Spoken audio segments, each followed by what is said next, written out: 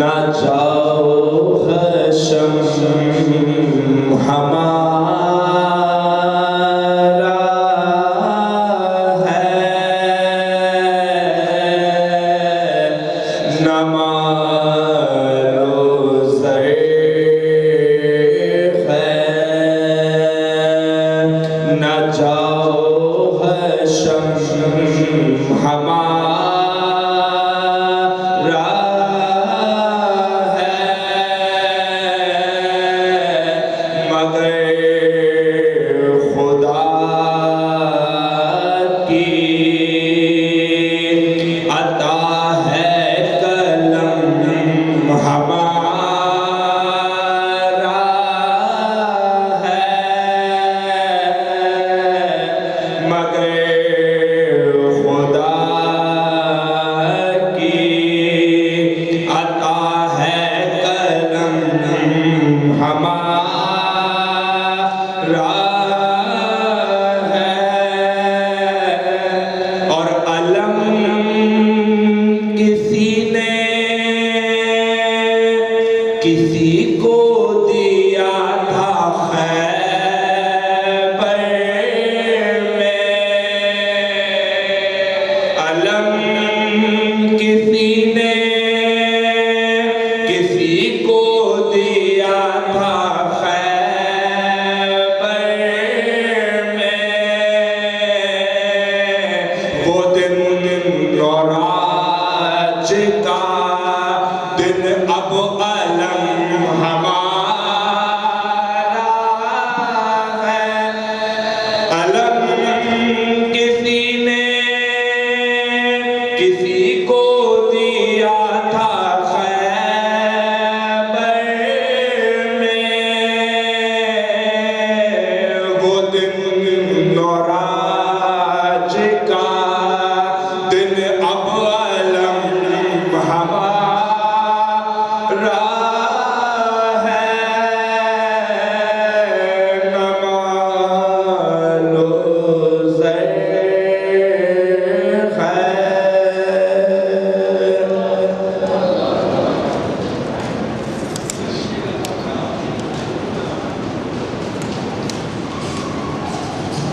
اللہم بارک محمد صلی اللہ علیہ وسلم۔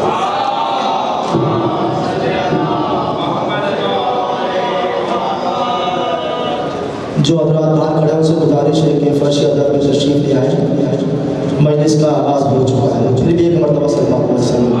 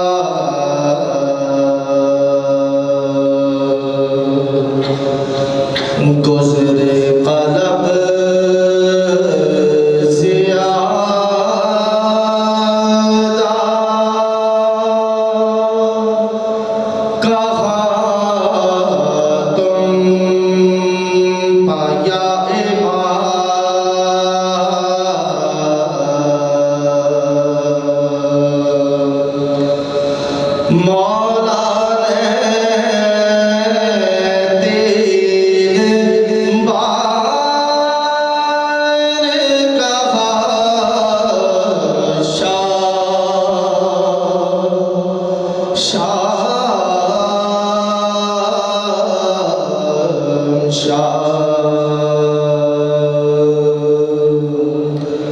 سر ننگے میرا کنبہ تھا اور گرد خاص و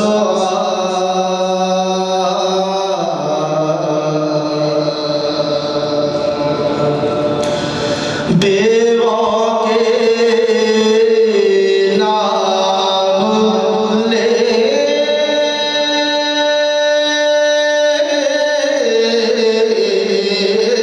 کے اردو شاد ہوتے تھے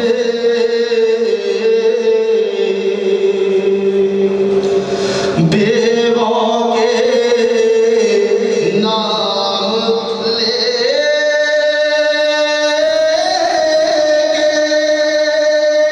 اردو شاد ہوتے تھے بابا کا سر بھی روتا تھا اور ہم بھی روتے تھے آب سے یہ وطن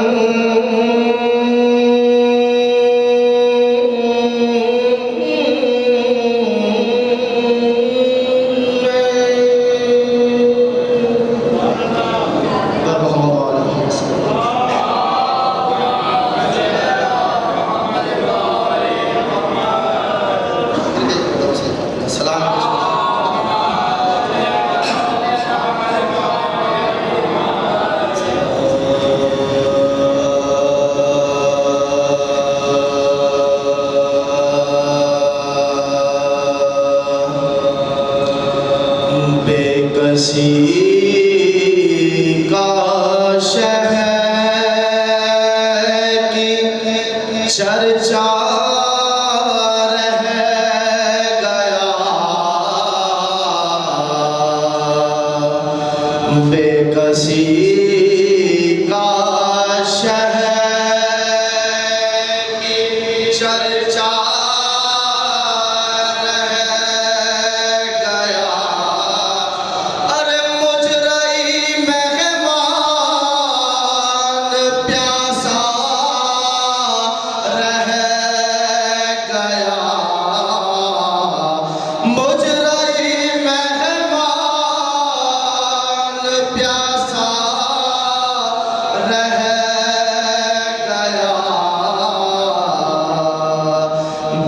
کسی کا شہر چرچا رہ گیا ارے سحور تک سب فوج پہنچے خود میں ارے صاحب لشکر اکیلا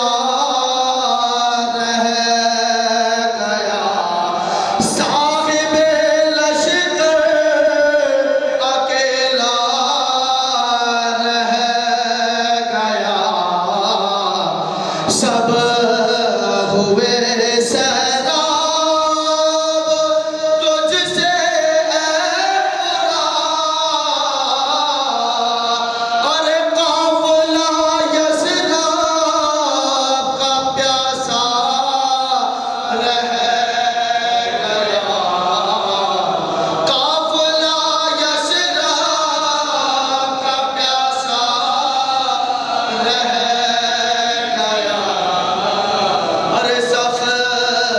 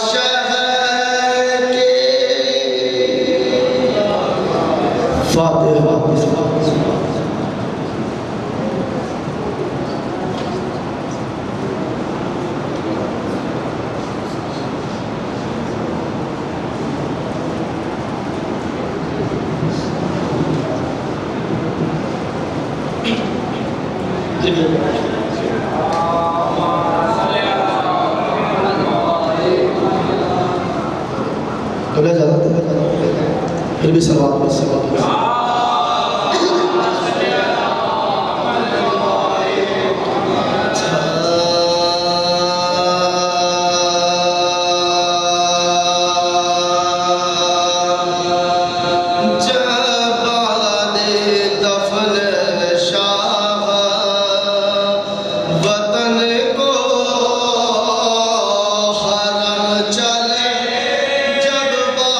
دفن شاہ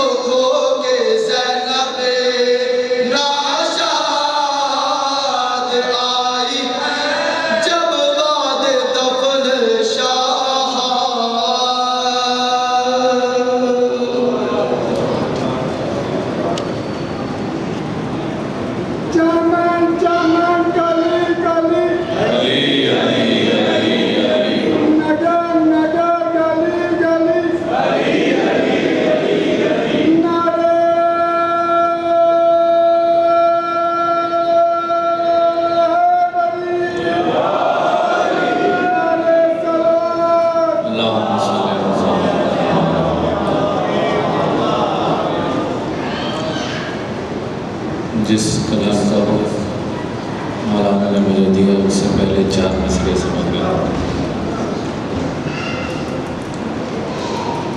رہیں گے ہم تو ہمیشہ علم کے سائے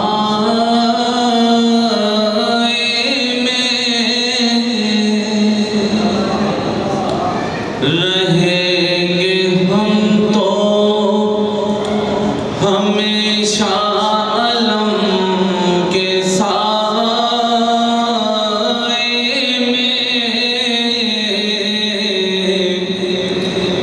محب و گھر ہے ہمارا علم کے سائے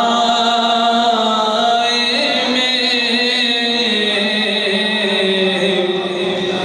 محب و گھر ہے ہمارا علم کے سائے میں. ذرا ظہور امام زمان تو ہونے دو، ذرا ظہور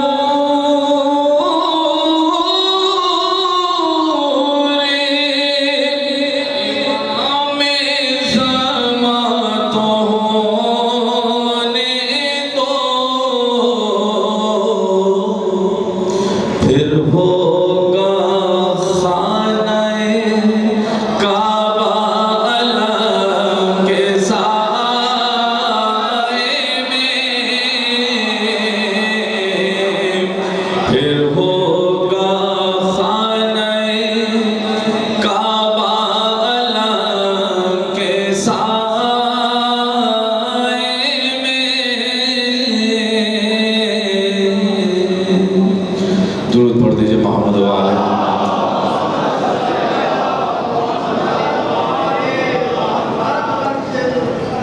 مولانا نے جس کلام کا دیا ہے آپ کی سمجھ میں نظر کرتا ہوں. ایک مرتبہ مل کے درود پڑھ دیجئے محمد و آلہ.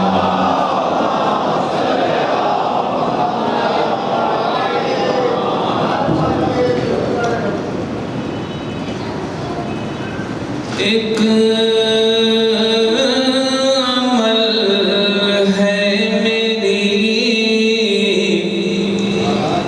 بخشش کا وسیلہ،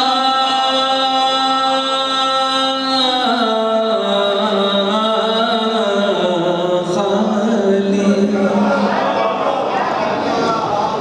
ایک عمل ہے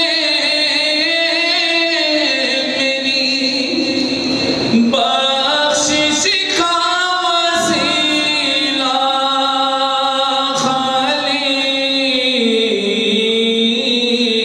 ہو بے حیدر سے کبھی دل کو نہ رکھا،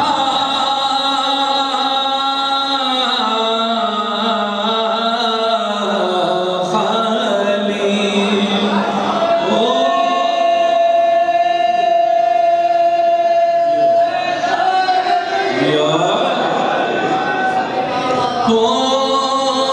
بے حیدر سے کبھی دل کو نہ رکھا،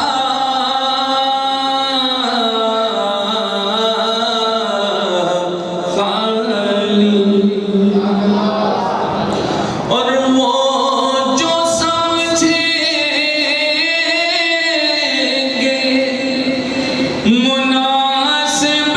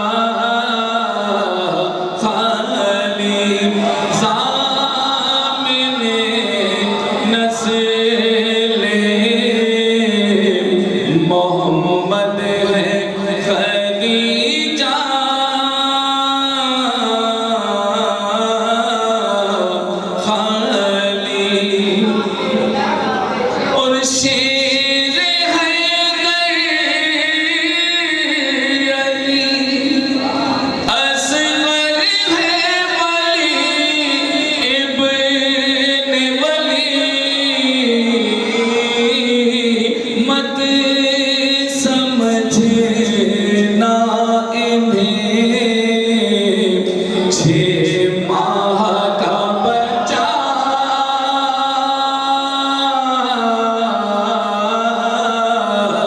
खाली मत समझे ना इन्हें। 6 माह का बच्चा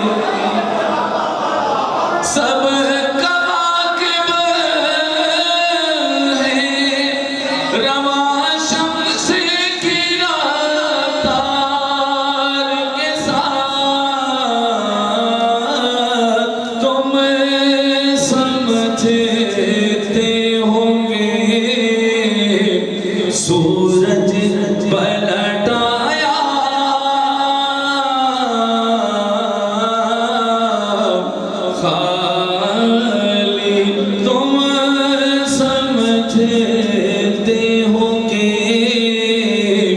سورج پلٹ آیا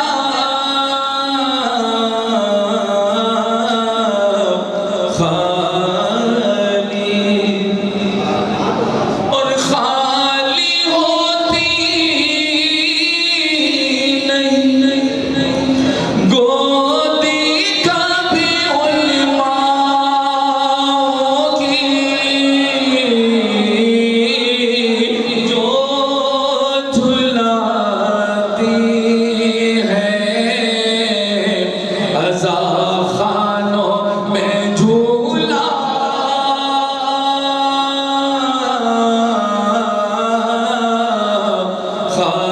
خالی جو جھلاتی ہے عزا خانوں میں جھولا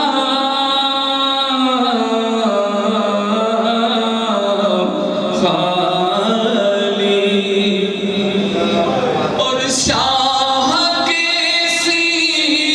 سینے پر سونے کی سزا دینے کو اونٹ پر باندھی گئی بالی سکینہ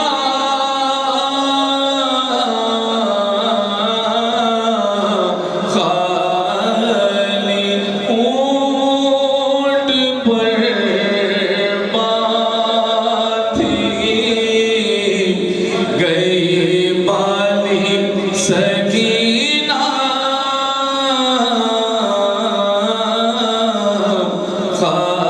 خالی اور کون تھا جو تیرے لاشے کو اٹھاتا مولا ہائے تیروں نے اٹھایا تیرا لاشا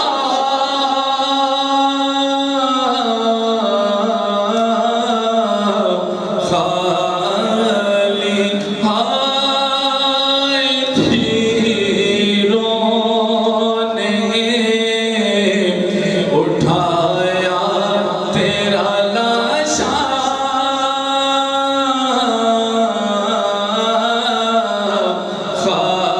خالی نقطۂ رشید پیش کرتا ہوں اور مجھے کو تو کر وہ بلا لے گئے مولا کاظم قبر کی سمت چلا میرا جنازہ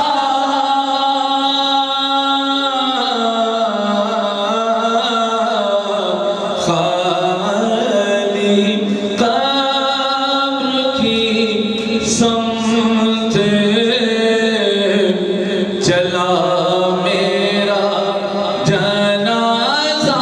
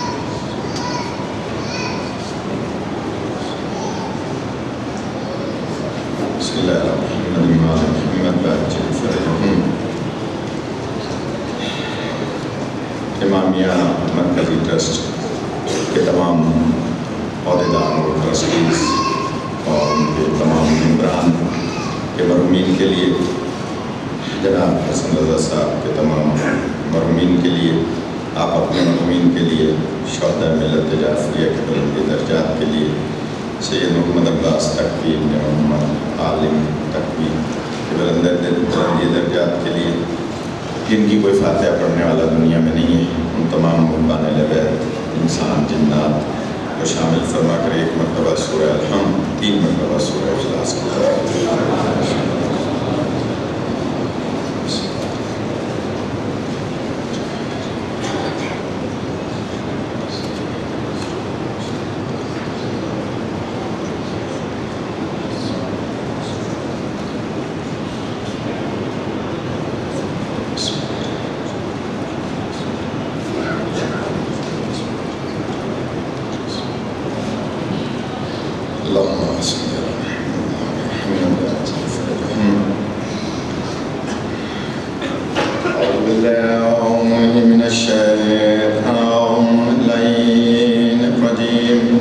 بسم اللہ الرحمن الرحیم الحمد للہ رب العالمین الصلاۃ والسلام علی سید الانبیاء والمرسلین وخاتم النبیین ابی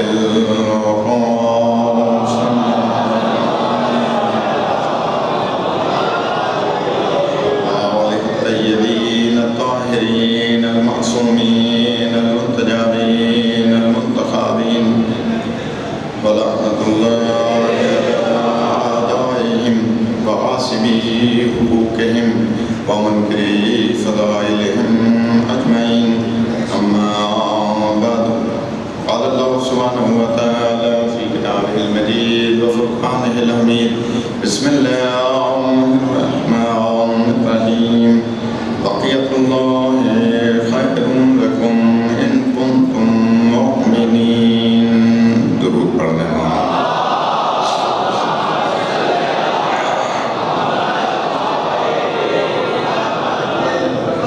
وقت مطال ہماری عبادت اپنی بارگاہ میں قبول فرمائے.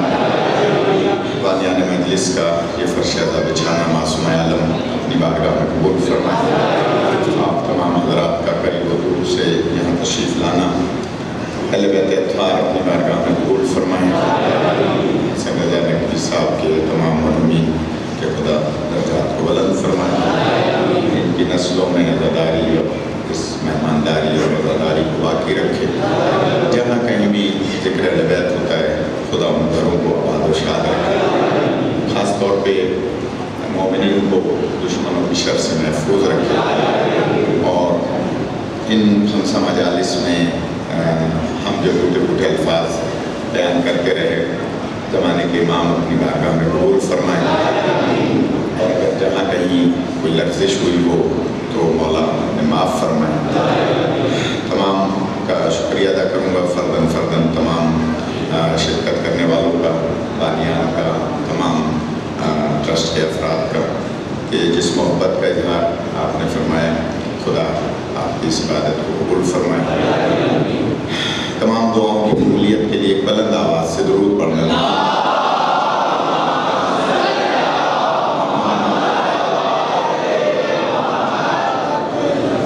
یہ کل بھی ایک پرچہ آیا تھا لیکن میں ہاتھ میں ہی رہ گیا بھول گیا. لکھا ہے کہ آپ نے وہاں علی پیلس کی مجلس میں بیان فرمایا تھا کہ بی بی سیدہ سلام اللہ علیہ کے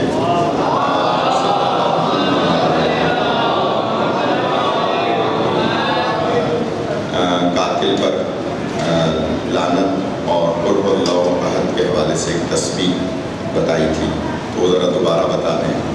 تو یہ مجالس جو ہیں وہ درس گاہ ہیں جہاں سے بہت سی ایسی چیزیں ملتی ہیں جو لوگوں کو ذہن میں رکھنی چاہیے، اس لیے کہ یہ ذریعہ ہے منتقل کرنے کا ان چیزوں کو جو بزرگوں سے چلی آ رہی ہیں.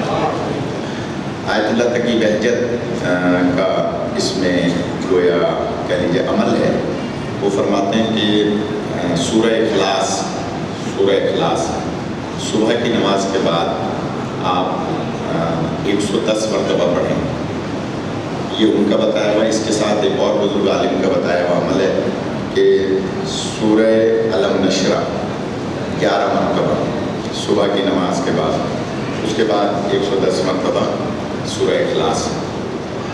کیسا بھی مسئلہ ہو, کسی قسم کا بھی جائز مسئلہ ہو, اگر آپ اس کو عقیدے کے ساتھ, ابھی موسیٰ کاظم صاحب عقیدے کی بات کر رہے تھے, تو اگر عقیدے کے ساتھ یہ عمل کیا جائے, صبح کی نماز شرط ہے.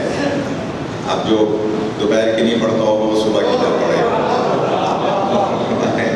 جو ظہرین نہیں پڑھتا ہوگا وہ فجر کیسے پڑھے گا. تو فجر کی نماز کے بعد یہ عمل کرنا ہے سورج نکلنے سے پہلے پہلے, یعنی سورج نکلنا نہیں چاہیے.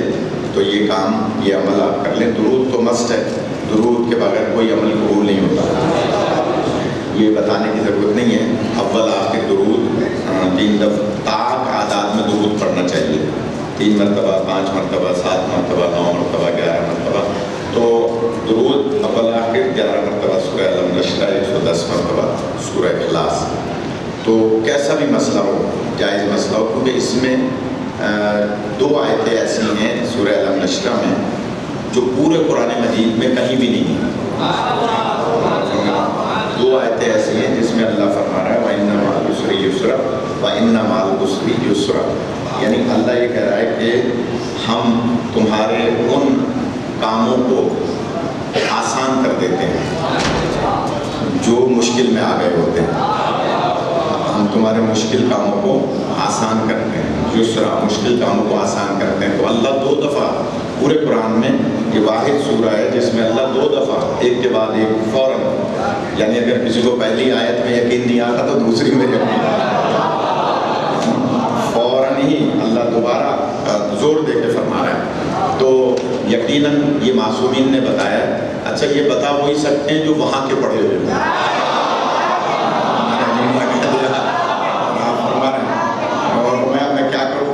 کہیں چلی جاتی ہے کہ یہ بتا وہی سکتے ہیں جو وہاں کے پڑھے ہوئے ہوں. یہاں کے پڑھے ہوئے آپ کو مسائل کا حل نہیں بتا سکتے, اس لیے کہ میں چیلنج کر کے یہ بات کرتا ہوں, میرا موضوع نہیں ہے, ورنہ میں عرض کرتا کہ یہ 14 وہ ہیں جنہوں نے دنیا میں کسی کے سامنے زانو ادب طے نہیں کیا. چاچا یہ 14 وہ ہیں جنہوں نے کسی کے سامنے زانو ادب طے نہیں کیا. ان کا کوئی دنیا میں استاد نہیں ہے, پڑھے کسی سے بھی نہیں ہے, پڑھاتے پوری کائنات کو ہیں.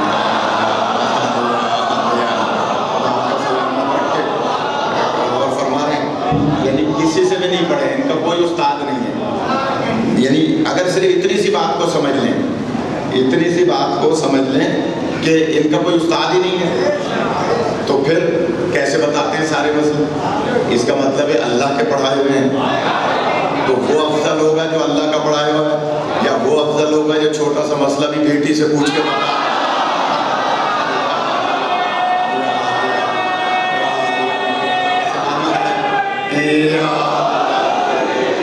آپ کا سلامت رکھے. جن کی تعریف پہ نگاہ ہے وہ بیان فرمائیں گے اور داد دیں گے. اچھا بہت سے لوگ اس لیے کاشی بھائی داد نہیں ہوتے وہ کہتے ہیں یہ تو 50 دفعہ سنی ہوئی بات ہے. نہیں, اس لیے اس کو دہرائیں. میں پڑھ کے دہراؤں, آپ داد دے کے دہرائیں. خدا سلامت رکھے. نہیں بھائی آپ پہلی دفعہ مجلس میں آئیں, آپ روز رہے ہوں گے لیکن چھپے ہوئے ہوں گے کہیں. ٹرسٹی حضرات بہت سے کام چھپ کے کرتے ہیں نا. اللہ سلامت رکھے. بہت نورانی شخصیت. جلدی سے عرض کر رہا ہوں کہ جناب کیوں کہہ رہا ہوں کہ میں بیان کروں, مجھ سے مراد جو بھی خطیب ہو, آپ داد دے کے اسے یاد دہانی کریں تاکہ یہ مسئلہ دوبارہ پوچھنے کی ضرورت پیش نہ بھائی. یاد رکھیں گے تو دوبارہ نہیں پوچھیں گے نا. تو ایک تو یہ ہے کہ سورہ اخلاص. اچھا سورہ اخلاص کی بہت خصوصیات ہیں.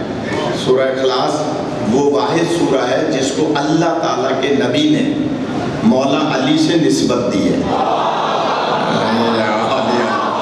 اور فرمانے نبی نے نسبت دی ہے، اگر یاد ہو تو میں ورنہ پھر دوہرا دوں.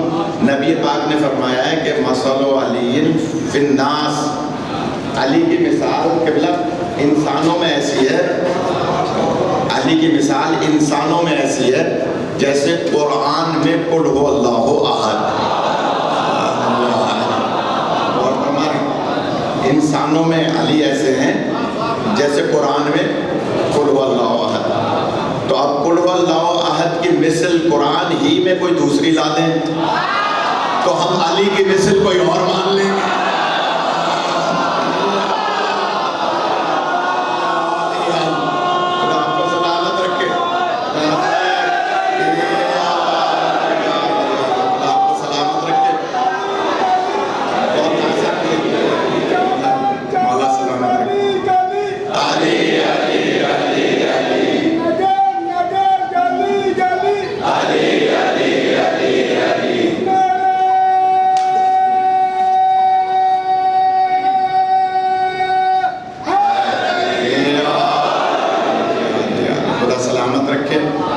مجھے لگ رہا ہے کہ ہمارے بزرگوار انوار صاحب تشریف لائے ہیں، اگر وہ پیچھے بیٹھے ہیں تو آگے آ جائیں. نہیں، یہ انوار جعفری ہیں، وہ انوار غالباً رضوی ہیں. تو مجھے لگ رہا ہے کہ باکس باندھا ہوا ہے، لیکن خیر اگر نہیں ہے تو بھی ٹھیک ہے. خدا میں سلامت رکھیں. ان کی بڑی خدمات ہیں ہماری ملت میں. کمشنر تھے آپ کے لاڑکانہ کے، تو مجھے کچھ ایسا لگا خدا سلامت رکھے. ایک کمشنر ہونے کی وجہ سے نہیں بلکہ 2 حج انہوں نے میرے ساتھ کیے ہیں، اس لیے اگر وہ ہیں تو آگے آ جائیں. خدا سلامت رکھے. میں جلدی سے جملہ کہہ رہا ہوں. اللہ فرما رہا ہے، اللہ کے نبی فرما رہے ہیں کہ علی کی مثال انسانوں میں ایسی ہے جیسے قرآن میں قل هو اللہ احد. تو قل هو اللہ احد جیسی کوئی سورہ ہی نہیں ہے، علی جیسا کوئی امام نہیں ہے. اور پھر اس کی ایک تھوڑی سی تشریح اور کر دوں. کیا کروں، یہ سوال میں کہیں پوری مجلس نہ ہو جائے. سرکار فرماتے ہیں کہ اگر کوئی ایک مرتبہ سورہ اخلاص کی تلاوت کرتا ہے واجب نمازوں کے علاوہ، تو اس کا ثواب جو ہے وہ ایک حصے قرآن کا ثواب ہے. یعنی واجب نمازوں کے علاوہ اگر سورہ اخلاص پڑھ لیں چلتے پھرتے، آپ یہاں سے باہر نہیں نکلیں گے 3 دفعہ پڑھ لیں گے، مگر پڑھنے کی عادت ڈالیں کہ گاڑی تک نہیں بیٹھیں گے آپ نہ معلوم کتنی دفعہ پڑھ لیں گے. سورہ اخلاص ایک دفعہ پڑھنے سے ایک حصہ قرآن کا ثواب ملتا ہے. سرکار فرماتے ہیں جو 2 مرتبہ واجب نمازوں کے علاوہ پڑھے گا اسے آدھے قرآن کا ثواب ملے گا. جو 3 مرتبہ پڑھے گا اسے ختم قرآن کا ثواب ملے گا. اب بچوں کی سمجھ میں آیا؟ یہ ہم مولوی بیٹھتے ہی کیوں کہتے ہیں 1 مرتبہ سورہ الحمد، 3 مرتبہ سورہ اخلاص کے، یعنی بہت چھوٹی سی آسان سی بات ہے. اکثر باتیں تو ہوتی ہیں قبلہ، سبھی مولوی پڑھواتے ہیں، مولانا ایسا ہے نہیں، سبھی پڑھواتے ہیں کہ 1 مرتبہ سورہ الحمد، 1 مرتبہ سورہ الحمد. کیوں کہ سورہ الحمد 1 دفعہ پڑھنے کا ختم قرآن کا ثواب ہے، اور سورہ اخلاص 3 دفعہ پڑھنے کا ختم قرآن کا ثواب. تو آپ بیٹھتے ہی اپنے مرنے والوں کو 2 قرآن مجید ایصال ثواب کرتے ہیں. تو یہ جو علماء نے لکھا ہے، تو اس کا مطلب کیا ہوا کہ 3 مرتبہ سورہ اخلاص پڑھنے سے ختم قرآن کا ثواب ہے. اب نبی فرماتے ہیں، کوئی ناراض نہ ہو، میں کیا کروں، یہ سہیل بھائی ناراض ہو جاتے ہیں، مگر میں کیا کروں، اب آ گئی ہے تو بات عرض کروں. ہمارے بھائی مسلمان کہتے ہیں بھائی ہم بھی تو علی کو مانتے ہیں.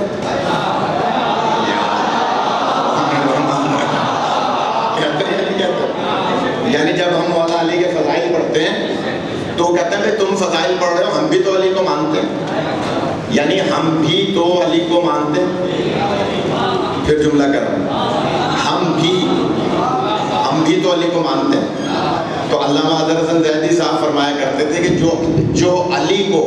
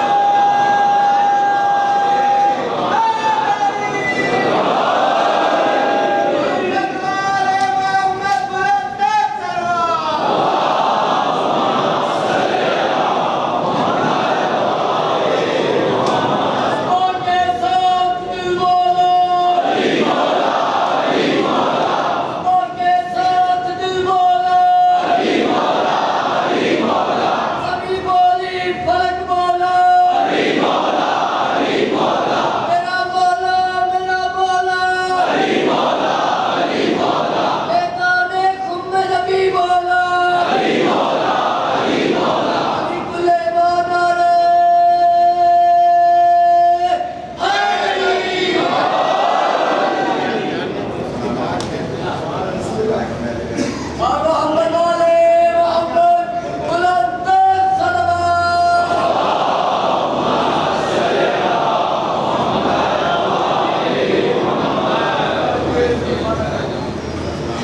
آلے دیگر محمد والے محمد بلند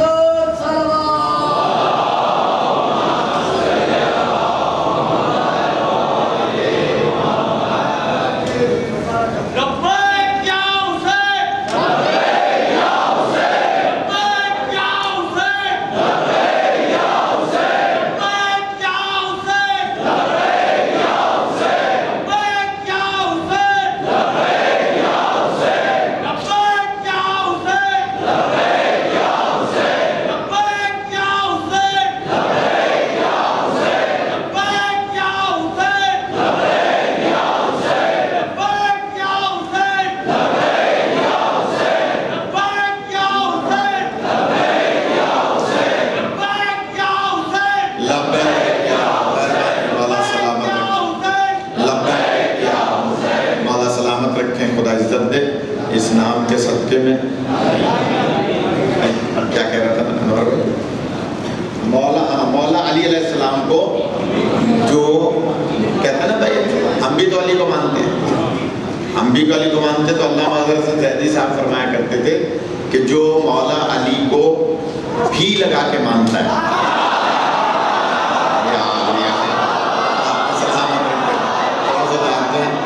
جو مولا علی علیہ السلام کو بھی لگا کے مانتا ہے، فلاں کو بھی مانتا ہے، فلاں کو بھی مانتا ہے، فلاں کو بھی مانتا ہے، علی کو بھی مانتا ہے. جو مولا علی علیہ السلام کو بھی لگا کے مانتا ہے. علامہ کا جملہ نقل کر رہا ہوں، وہ فرماتے ہیں جو مولا علی کو بھی لگا کے مانتا ہے وہ ناقص الایمان ہے.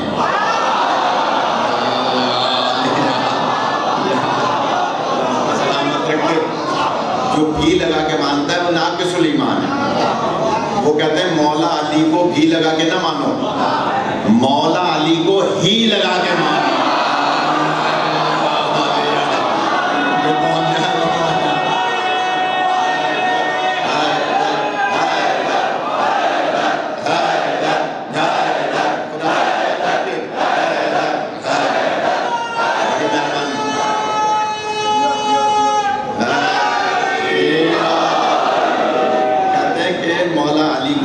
لگا کے مانے گا، کیوں؟ جو مولا علی کو ہی لگا کے مانے گا نا وہ علی ہی کو مانے گا.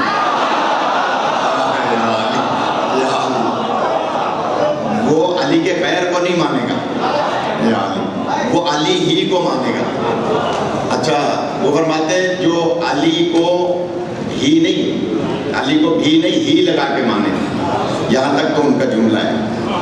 اب اگلا جملہ مجھ طالب علم کا ہے، اگر کوئی ناراض نہ ہو، کیونکہ اب اپنوں کے ناراض ہونے کا خطرہ ہے. جو جملہ میں کہنے جا رہا ہوں، جو علی کو صرف ہی لگا کے مانتا ہے، میں علی ہی کو مانتا ہوں، اس کا ایمان بھی آدھا مکمل ہے. بہت سخت بات کہنے جا رہا ہوں، داد تو کم ہو گئی ہے.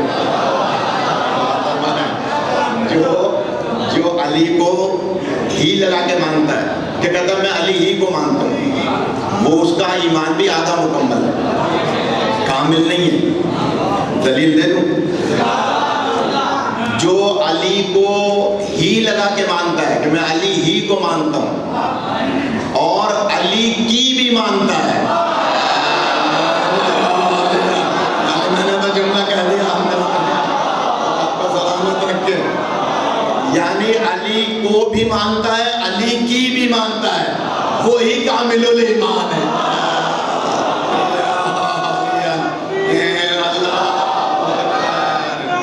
خدا سلام یا رسول اللہ.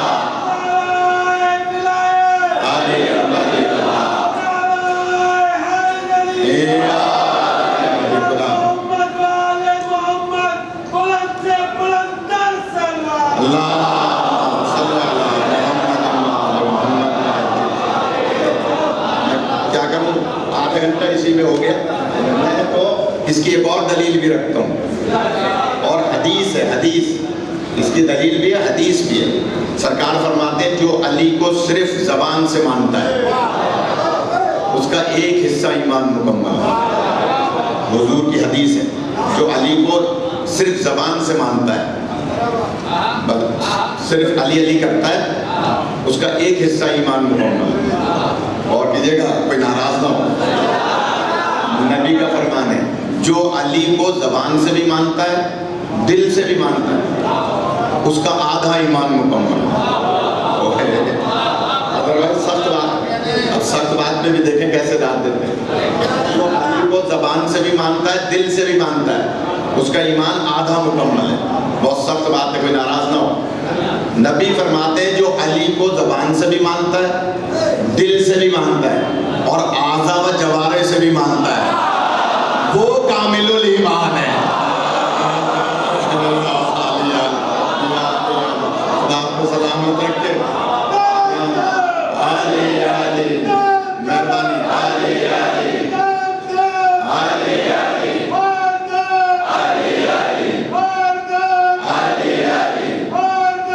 علی علی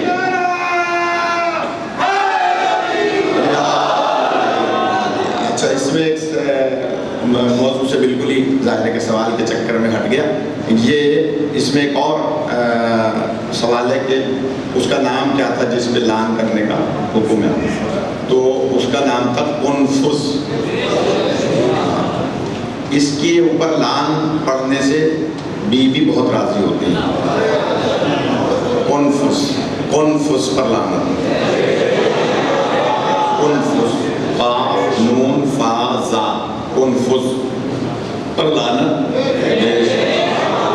اس کی تسبیح جو پڑھتا ہے وہ روحانی بلندی حاصل کرتا ہے اور جو روحانی بلندی حاصل کرتا ہے اس کی دعائیں قبول ہوتی ہیں.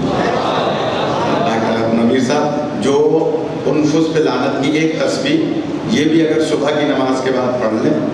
اور میں نے مثال دی تھی کبوتر گٹر وہ کرتا ہے تو بیوی کے قاتلوں پہ لعنت کرتا ہے اور چڑیا چہچہاتی ہے تو آل محمد پہ درود پڑھتی ہے. یہ تہذیب الاسلام مشہور کتاب ہے ہماری تہذیب الاسلام اس میں یہ موجود ہے. تو بس انفس پہ لعنت کی تسبیح اللہ کو بیوی کو سب سے زیادہ پسند ہے. اس کا ظلم اگر ہم بیان کریں تو اس کے ظلم بیان کرنے پہ مجلس سے ختم ہو جاتی ہے.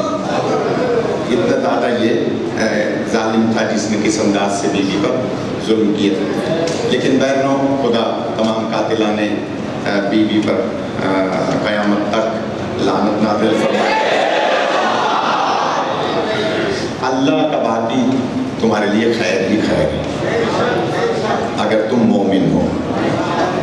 اب ٹائم کم ہے لیکن میں کوشش کروں گا کہ انشاءاللہ پھر کبھی کہاں گئے حسن بھائی پھر کبھی انشاءاللہ توفیق دی اللہ نے تو انشاءاللہ اسی موضوع کو آگے بڑھائیں گے کیونکہ ہم بھی مولا کے جو ہم پر حقوق ہیں وہ تو بیان کر ہی نہیں پائے. اعتراضات کے جوابات بھی کچھ ہی دے پائے. کہتے ہیں کہ جناب اتنا عرصہ کیسے زندہ رہ سکتے ہیں تو ہم نے اس کی بھی دلیل دی. کیسے مدد کر سکتے ہیں اس کی بھی دلیل دی. کیسے لوگوں کو فائدہ پہنچاتے ہیں اس کی بھی ہم نے دلیل دی. اور ایک جلدی سے دلیل بچوں کے لیے اور سن لیں ٹائم کم ہے کہ کثرت ظہور کا نام غیب ہے.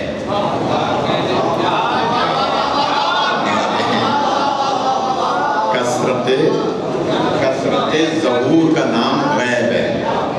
جو چیز جتنا ظہور رکھتی ہے اتنا ہی غائب ہے. سلامت رکھے. میں نے تھوڑی دقیق بات کی ہے تو بہت سے توجہ نہیں فرمایا. کثرت ظہور کا نام غیب ہے. جو چیز جتنا زیادہ ظہور رکھتی ہے اتنا ہی غائب ہے.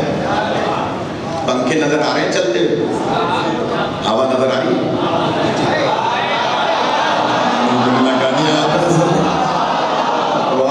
بچوں کے لیے مثال دیتا ہوں. نہیں بھائی پنکھے چل رہے ہیں. کہاں گئے؟ پنکھے چل رہے ہیں. ہوا نظر آ رہی ہے؟ نہیں. ہوا ایک سیکنڈ کے لیے بند ہو جائے تو ہوا ہی بند ہو جائے.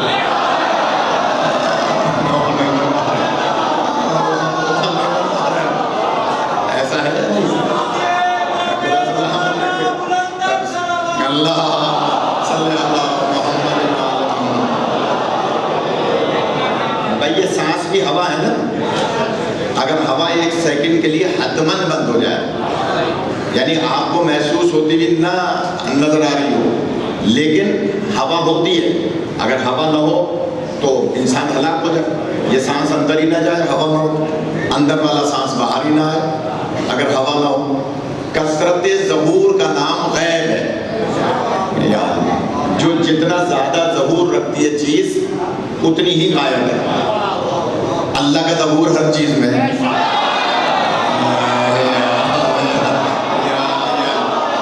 سلامت رکھ کے دیکھیے, اب میں تھوڑا سا موضوع پہ پڑھ رہا ہوں تو بہت سے تھکے ہوئے ہیں. کثرت ظہور کا نام غیب ہے. اللہ کا ظہور ہر چیز میں ہے. آپ پھول سونگیں گے اس میں بھی اللہ کا ظہور ہے. یہ پہاڑ دیکھیں گے اس میں بھی اللہ کا ظہور ہے.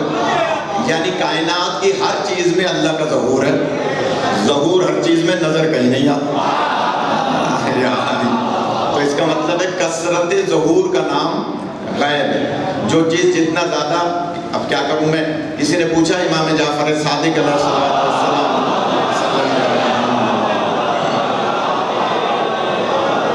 مجھے یہاں سے کوٹری بھی پڑھنی ہے مجلس, وہاں 11 بجے کا ٹائم ہے, لیکن کوشش کریں گے کہ 11 بجے سے پہلے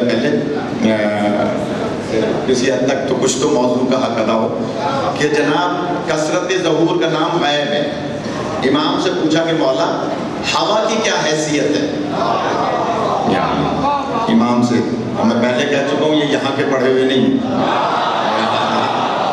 امام سے پوچھا کہ ہوا کی کیا حیثیت؟ امام فرماتے ہیں کہ ہوا زندگی کا ذریعہ ہے. مولا نے ایک جملے میں بہت کچھ کہہ دیا ہے. مولا فرماتے ہیں ہوا زندگی کا ذریعہ ہے. اب میں دیکھوں برآمدے میں بیٹھے ہوئے لوگ کیسے سنتے ہیں. ہوا, امام فرما رہے ہیں ہوا زندگی کا ذریعہ ہے. پھر جملہ کہہ رہا ہوں, ہوا مولا فرما رہے ہیں زندگی کا ذریعہ ہے, اور نظر کسی کو نہیں آتی. پتا چلا جو نظر نہ آئے وہی زندگی کا ذریعہ ہے.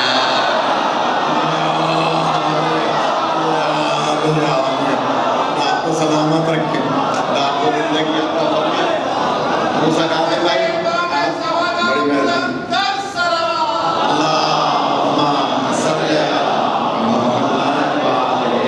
سلامت رکھے, خدا سلامت رکھے اس بچے کو. آپ نے بتایا 6 سال کا ہے. مولا زندگی عطا فرمائے. کہ جناب کثرت ظہور کا نام غیب ہے. جو چیز جتنا ظہور رکھتی ہے اتنا غائب ہے. مولا فرماتے ہیں ہوا زندگی کا ذریعہ ہے, اور ہوا تھوڑی دیر کے لیے حتماً بند ہو جائے تو زندگی ختم ہو جائے, مگر غائب ہے. اللہ نے ہوا کو غائب رکھ کر بتایا کہ کسی غائب کے ہونے پر غائب یہ مت سمجھنا کہ موجود نہیں ہے. آپ کو سلامت رکھ کے یہ نہیں کہنا کہ جناب موجود نہیں ہے, اس لیے کہ نظر نہیں آتا. ہوا نظر نہیں آتی اور موجود ہے. امام فرماتے ہیں کہ کسی نے پوچھا مولا اس کی ذرا تشریح فرمائیں. مولا فرماتے ہیں سنو, جب تم سانس لیتے ہو تو یہ ہوا تمہارے منہ اور ناک کے ذریعے سے پیٹ میں جاتی ہے, اور پیٹ میں جانے کے بعد پھیپھڑوں کے ذریعے سے یہ واپس حلق میں آتی ہے. یعنی ہوا پیٹ میں جاتی ہے, پھر پھیپھڑوں کے ذریعے سے واپس آتی ہے. جانا بھی زندگی ہے, آنا بھی زندگی ہے.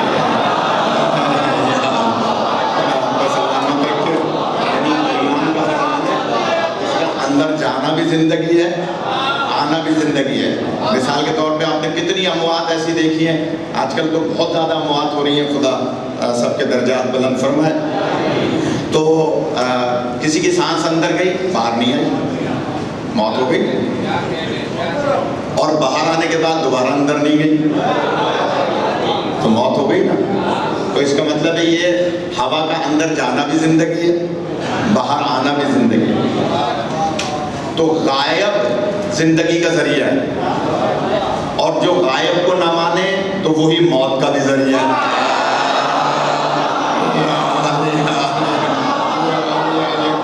میں اس پہ حدیث رکھتا ہوں, مشہور حدیث ہے, ماتا میتتن جاہلیہ, کہ جو زمانے کے امام کی معرفت نہیں رکھتا وہ کفر کی موت مرتا ہے.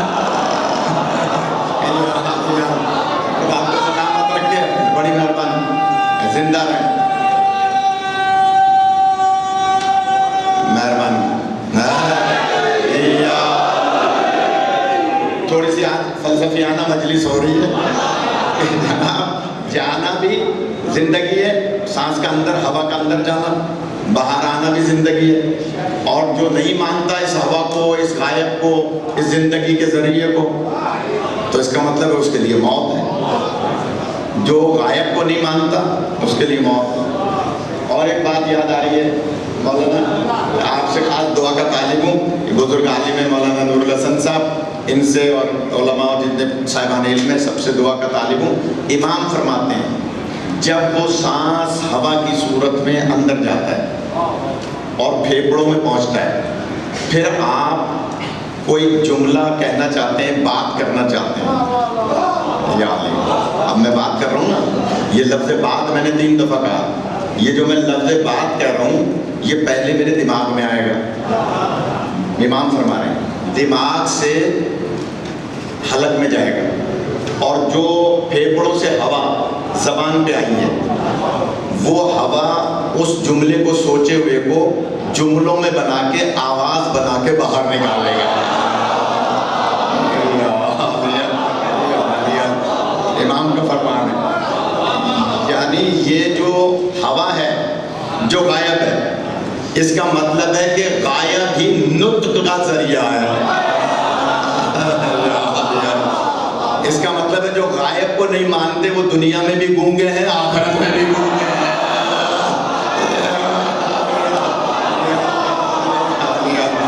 آپ کو سلامت رکھے۔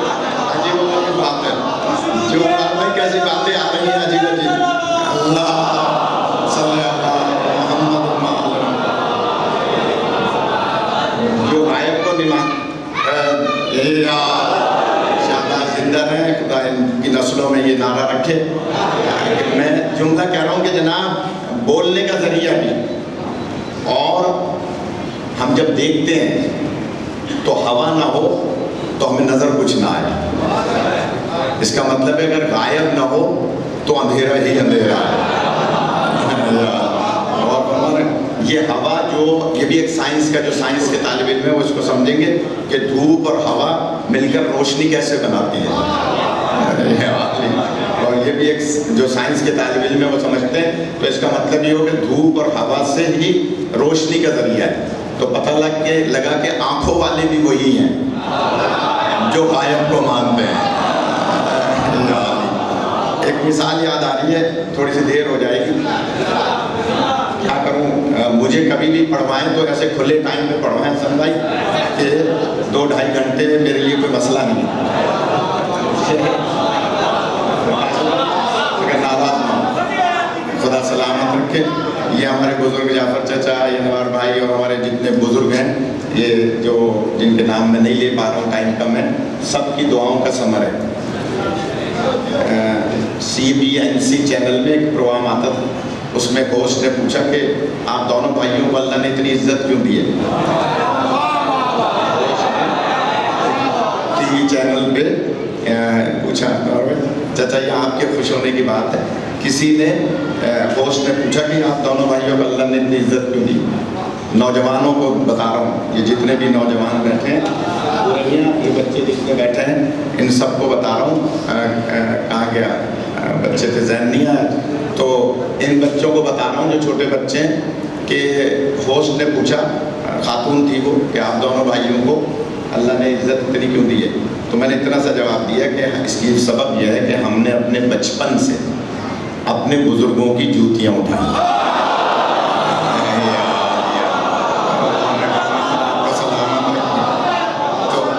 اگر بچے عزت چاہتے ہیں تو بزرگوں کی عزت کریں۔ سلامت رکھے، اگر معاشرے میں عزت چاہتے ہیں، خدا آپ کا سلامت رکھے، تو اپنے بزرگوں کی عزت کریں، جو بزرگوں کی عزت کرتے ہیں۔ اچھا، بزرگ جس گھر میں ہو نا سفید ریش، اس گھر میں آپ سفید ریش والے ذرا ہوشیار ہو جائیں، جس گھر میں، مہربانی، سفید ریش بزرگ ہوتے ہیں نا، معصوم کا فرمان ہے، اس گھر میں ڈیلی روزانہ 70 رحمت کے فرشتے نازل ہوتے ہیں، روزانہ رحمت کے فرشتے نازل ہوتے ہیں 70۔ यहाँ तक तो इमाम ने फरमा दिया, लेकिन एक बुजुर्ग आलिम ने इसकी तशरीह भी की है।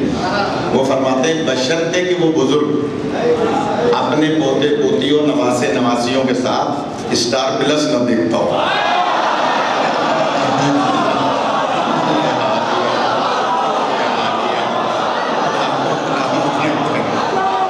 आपको जिंदगी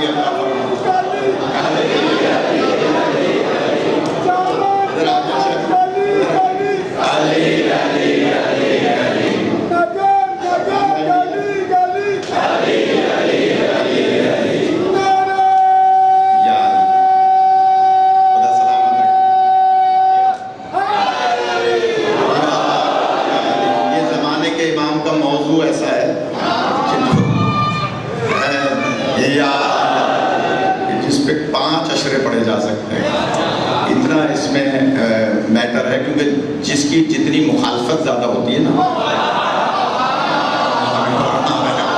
आपको सलामत रखे, जिसकी जितनी, हमसे कहते हैं कल भी वो हलाले की पैदाइश मौलवी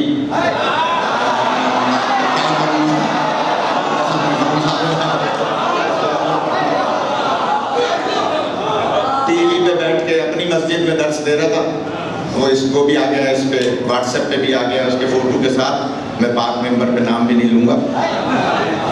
वो कह रहा था बैठा हुआ कि जनाब शिया हजरात जो हैं मौला हसन का तस्करा कम करते हैं, कन्फर्म हलाले की पैदाइश है, मैं साबित कर सकता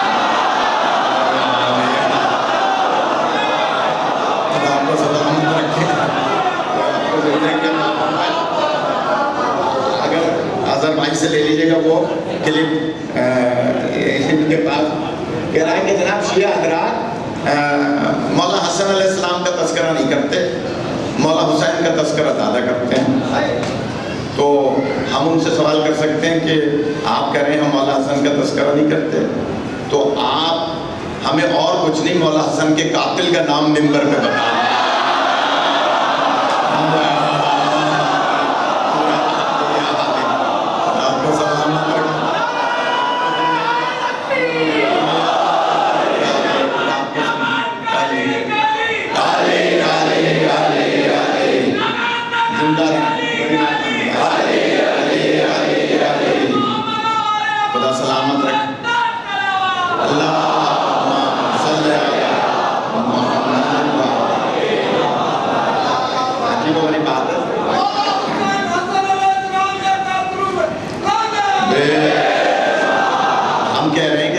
बता दें। और फिर कह रहे हैं मौला हसन को नहीं मानते। हम एक और टीवी चैनल पे डॉक्टर पुरस्कार ने कहा था बहुत पहले क्यू टीवी पे कि शिया हजरात जो हैं वो नबी का तस्करा नहीं करते, अली करते हैं, यानी अली का तस्करा ज़्यादा करते हैं और नाज़ुबिल्लाह नबी का तस्करा नहीं करते। तो मुझे इत्तफाक से मौका मिल गया था TV 1 पर दूसरे ही दिन जवाब देने का, तो मैंने कहा भाई एक बहुत बड़ा अपने आप को कुरान पर अथॉरिटी कहता है और वो ये कह रहा है कि जनाब शिया नबी का तस्करा कम करते हैं, अली का तस्करा ज़्यादा करते हैं। तो मैंने उनकी खिदमत में अर्ज़ किया कि सुने, मैं शिया ने हैदर कर्रार की नुमाइंदगी करते हुए ये जुमला कह रहा हूँ, मैं देखूँ पीछे वाले कैसे सुनते हैं कि हम शिया ने हैदर कर्रार मौला अली को मानते ही नबी की वजह से।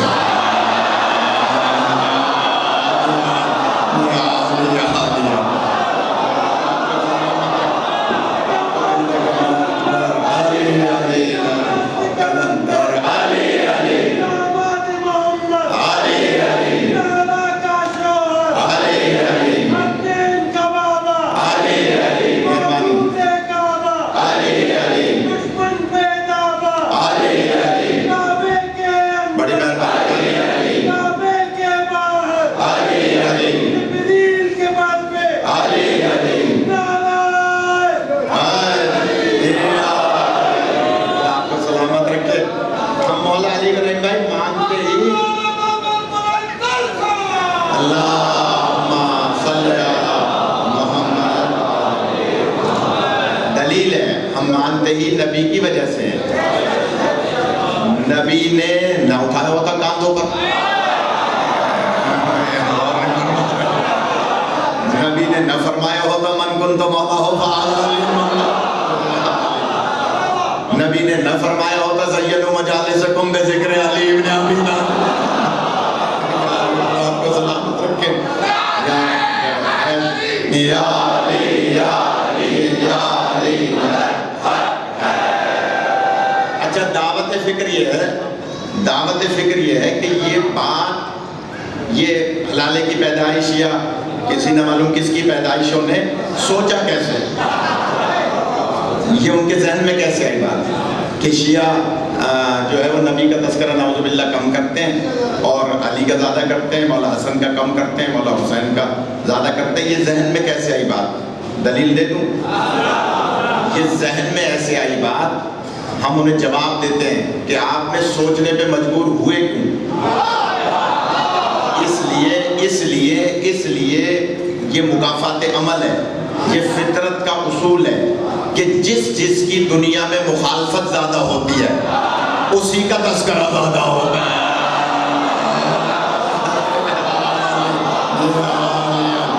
आपको सलामत रखे, आप जिंदा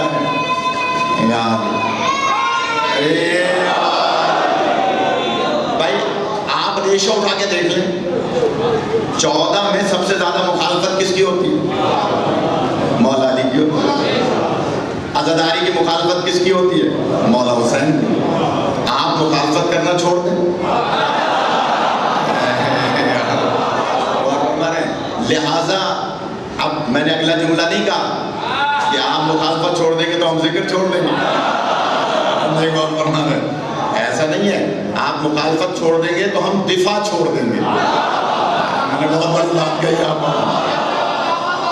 भाई, दिफा की जरूरत ही पेश नहीं आई। जब कोई आगे से सवाल ही नहीं करेगा तो दिफा कैसा? हम जिक्र इसलिए नहीं छोड़ सकते कि वो तो हलाली की पहचान है।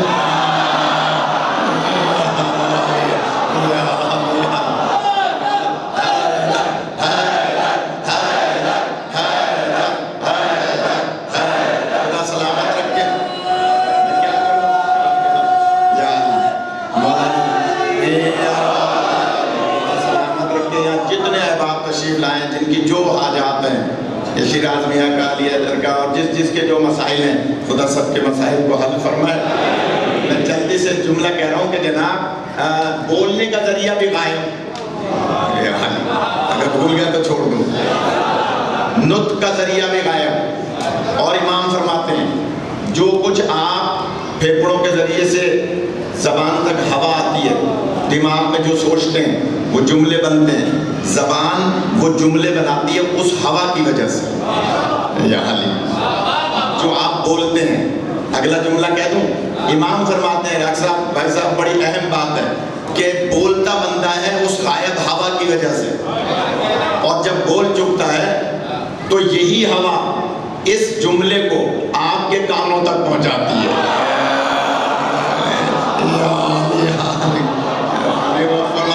खुदा सलामत रखे। देखिए ये कानों तक तुम अब समझ में आएगा कि नबी ने गदीर में 1,24,000 सहाबा के सामने मन कुन्तु मौला फ़अज़लिम मौला कहा।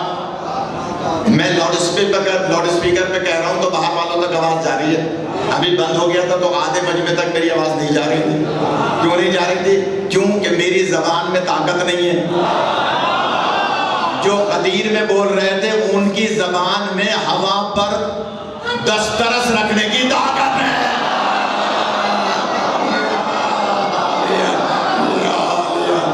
आपको सलामत रखे, खुदा जिंदगी दे। बारीक बारीक से बातें हैं, ये इस तरफ वाले मुझसे नाराज हैं, ये मैनेजिंग ट्रस्टी साहब की वजह से गालिबन।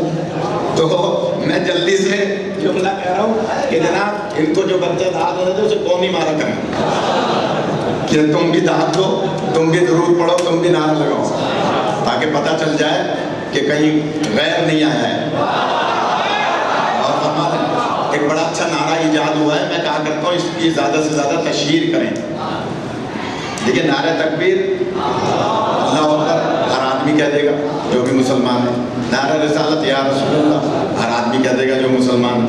नारा हैदरी भी हर आदमी कह देगा जो घी लगा के मानता है।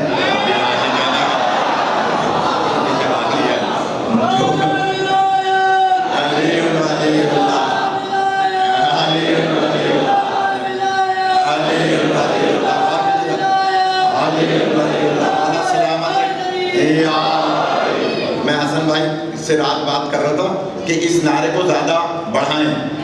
اس کی وجہ کیا ہے کہ نعرہ ولایت جب لگے گا نا تو علی ولی اللہ زبان سے وہی کہے گا جو علی کو ہی لگا کے مانتا ہے.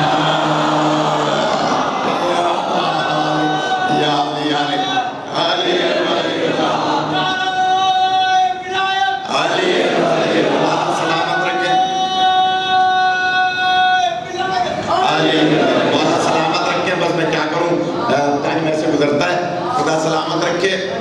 اچھا, دیکھنے کا ذریعہ بھی, سننے کا ذریعہ بھی, بولنے کا ذریعہ بھی غائب ہوا ہے. اس کا مطلب ہے غائب ہی نطق کا ذریعہ ہے, غائب ہی سماعت کا ذریعہ ہے, غائب ہی دیکھنے کا ذریعہ ہے. 67 میں یا 76 میں, تھوڑا سا میں بھول رہا ہوں, اچانک بات یاد آئی ہے. آیت اللہ العظمہ سید محسن الحکیم طباطبائی یہ گئے تھے حج پر, 67 حج پر گئے تھے. ایاز بھائی غور کیجیے گا, آپ آج مہمانداری کی وجہ سے لیٹ آئیں تو میں جملہ کہہ رہا ہوں کہ جناب مولانا ادھر آگے آ جائیے, آپ بھی آگے تھے ساتھ میں. ایک اور درود پڑھ لیں, محمد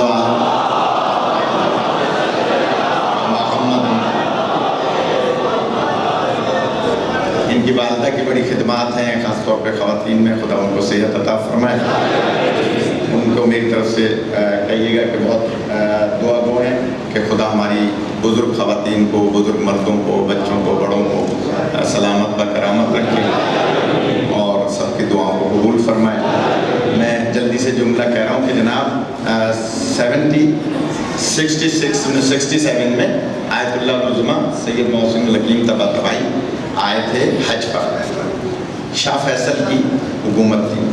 شاہ فیصل نے انہیں دعوت دی کہ جناب آپ آئیے میرے یہاں کھانا کھا لیجیے.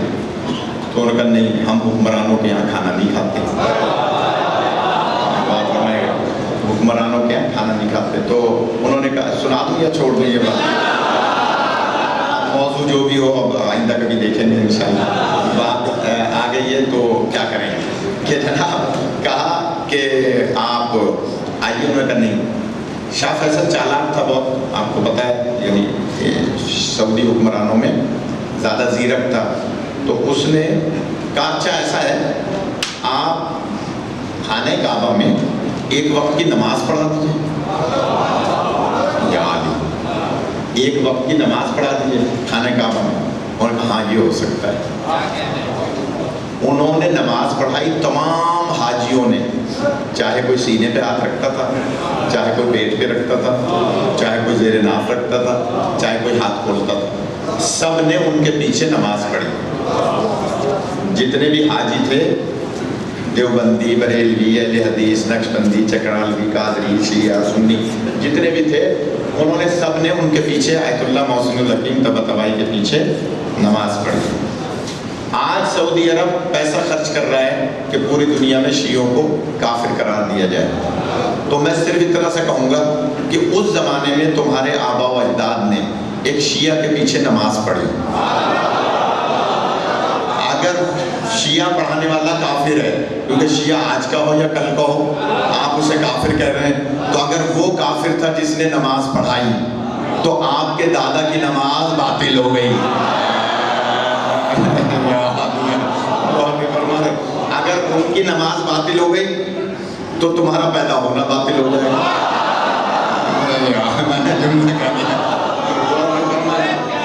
خدا آپ کو سلامت رکھے. اس کا مطلب کیا ہوا, نماز آیت اللہ نے پڑھائی, سب نے پیچھے نماز پڑھی. نماز اس نے پڑھوائی اس لیے تھی کہ اس بہانے میں انہیں اپنے محل میں بلا لوں گا. لہذا اس نے جب نماز پڑھ چکے تو کہا کہ حضور ہمارے کچھ مفتی ہیں جو آپ سے کچھ سوال جواب کرنا چاہتے ہیں. یہ فرما رہے تھے حسن بھائی کہ جب حضرت علامہ غربی صاحب تشریف لاتے ہیں تو سوال جواب کی نشست ہوتی ہے. تو میں تو طالب علم ہوں, انہوں نے میرے ساتھ کوئی نشست نہیں رکھوائی. تو کہا کہ جناب انہوں نے کہا ہم آپ سے سوال کر لیتے ہیں کچھ مفتی آ جائیں، آپ عالم ہیں، جب جن کے ماننے والے ہیں انہوں نے کبھی سوال کے جواب میں لا نہیں کہا، تو یہ کیسے کہیں گے؟ کہا بسم اللہ، اور بہانے سے وہ لے آیا اپنے محل میں۔ تو 40 مفتی کرسیوں پہ بیٹھے تھے، ایسے جیسے چوکور کرسیاں لگا کے میٹنگ نہیں ہوتی وزراء کی، مشیروں کی، اکثر کیبنٹ کی میٹنگ دیکھی ہوگی، چاروں طرف بیٹھے ہوتے ہیں، تو سب کے آگے مائک لگے ہوئے تھے۔ یہ بیچ میں بیٹھا تھا شاہ فیصل، ادھر بیٹھا تھا مفتی اعظم سعودی عرب مفتی بن باز، کیا نام تھا؟ بن باز، جو پیدائشی نابینا تھا، یا آنکھوں سے نابینا تھا، پیدائشی۔ بیچ میں بیٹھے تھے شاہ فیصل بیٹھا تھا، اور ادھر بیٹھے تھے الٹے ہاتھ کی طرف حضرت آیت اللہ محسن الحکیم طباطبائی۔ تو مائک سب کے آگے لگے ہوئے تھے، اب کیونکہ وہ نابینا تھا اسے پتہ نہیں تھا مائک لگا ہوا ہے۔ شاہ فیصل نے تعارف کرایا کہ یہ بہت بڑے عالم ہیں شیعہ مسلک کے، اور اس وقت مجتہد اعظم ہیں ان کے، انہوں نے آج نماز بھی پڑھائی ہے، حضرت علامہ محسن الحکیم آیت اللہ العظمی طباطبائی۔ اسے پتہ نہیں تھا مائک لگا ہوا ہے، اس نے آہستہ سے کہا کہ ان پہ لعنت ہو۔ کس نے کہا؟ بتاؤ کس نے کہا؟ بن باز نے۔ بن باز نے، بن باز بیٹھنے والے بن باز نے کہا، پھر بتاؤ بن باز، شاباش، مولا سلامت رکھے۔ جو مجلس کے دائیں بائیں ممبر کے بیٹھے ہیں انہیں 4 طبق روشن ہونے چاہیے۔ مولا فرماتے ہیں ہمارے شیعوں کی 4 آنکھیں ہیں، 2 یہ آنکھیں ہیں، 2 دل کی آنکھیں ہیں۔ تو دل کی آنکھیں بھی کھول کے بیٹھے، ظاہری آنکھیں بھی کھول کے بیٹھے۔ تو خدا سلامت رکھے۔ کہا کہ بن باز نے کہہ دیا نعوذ باللہ ان پہ لعنت۔ مائک لگا ہوا تھا، بہت لعنت کی دور دور تک شور ہو گیا۔ شاہ فیصل پریشان ہوا کہ میں نے تو مہمان بلایا، اور اس جاہل کو اتنا بھی نہیں پتا کہ مہمان کے سامنے کیسے کیا بات۔ تو وہ لیپا پوتی کرنے لگا کہ نابینا ہے، انہیں پتہ نہیں تھا، یہ نہیں تھا۔ تو آیت اللہ نے کہا نہیں نہیں، میں ناراض نہیں ہو رہا، آپ ان سے پوچھو انہوں نے مجھ پہ لعنت کیوں کی ہے۔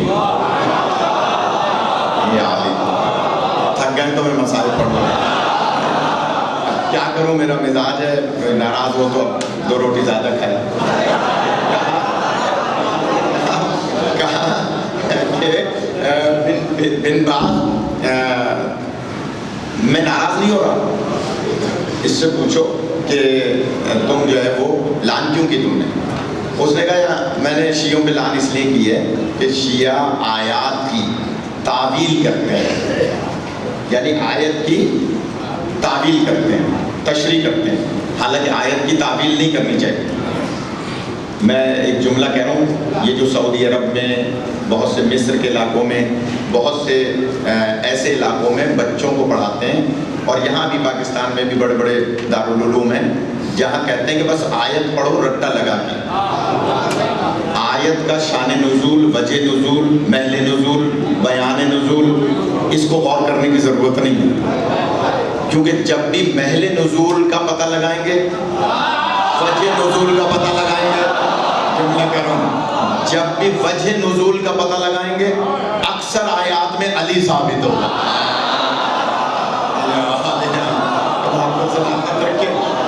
اس لیے وہ کہتے ہیں نہیں، بس آیت کو رٹا لگا کے پڑھو اور اس میں غور نہیں کرو، تعویل نہیں کرو، اس کی تشریح نہیں کرو۔ دیر کافی ہو گئی، کہا کہ تشریح نہیں کرو، کہا یہ شیعہ آیت کی تعویل کرتے ہیں۔ تو انہوں نے کہا کہ اس وجہ سے کافر ہیں، تعویل نہیں کرنی چاہیے۔ آیت اللہ نے کہا اچھا اگر ایسا ہے تو قرآن کی ایک آیت ہے، اللہ قرآن میں فرماتا ہے کہ جو دنیا میں نابینا پیدا ہوگا وہ آخرت میں بھی نابینا ہی اٹھے گا۔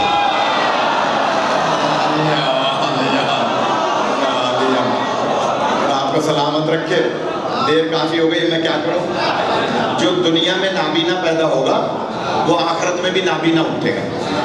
تو شاہ فیصل کہنے لگا صاحب یہ تو سمجھ میں نہیں آتی بات، اس لیے کہ دنیا میں اللہ نے نابینا پیدا کیا نا، اور آخرت میں بھی نابینا، یعنی جنت کی نعمات سے سرفراز نہیں ہوگا. تو علامہ چپ سارا سکتا جیسے اس وقت تھا سکتا کہ جناب کوئی بول نہیں رہا. شاہ فیصل نے پھر کہا، علامہ نے کہا کہ تم جو ہم سے بلوانا چاہتے ہو اسی کو تعویل کرتے ہیں.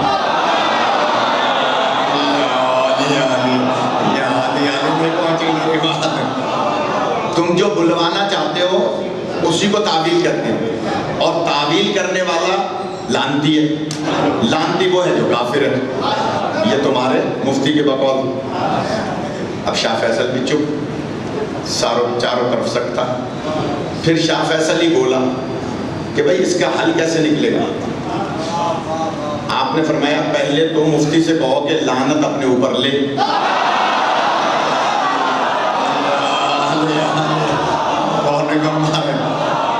یہ لعنت اپنے اوپر لے یا الفاظ واپس لے تو پھر بتایا جائے گا.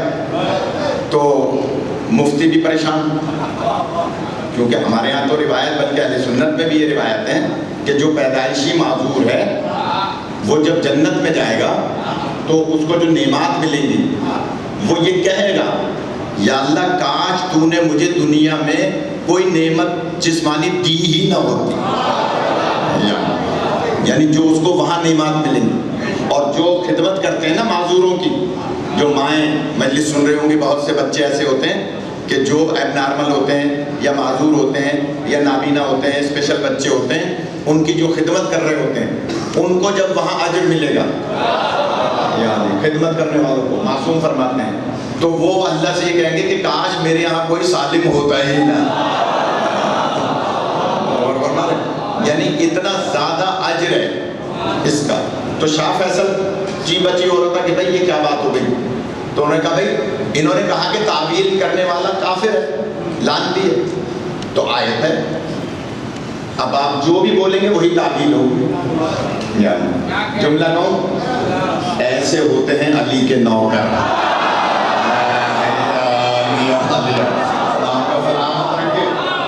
ایسے ہوتے ہیں علی کے نوکر.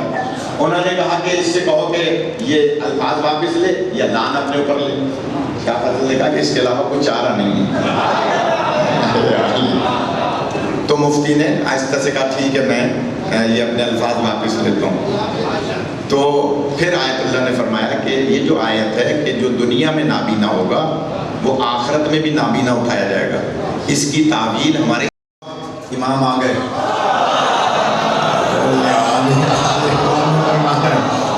سلامت رکھے.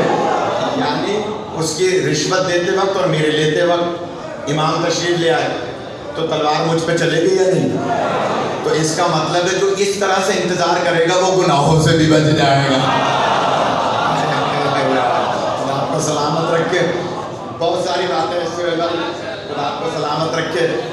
خدا آپ کو زندگی دے اور آپ کی جو تکالیف ہیں ان کو دور فرمائے. آپ کے بچوں کے، بھائیوں کے، اعزاء اقربا جتنے یہاں تشریف فرمائے، دل سے دعا ہے.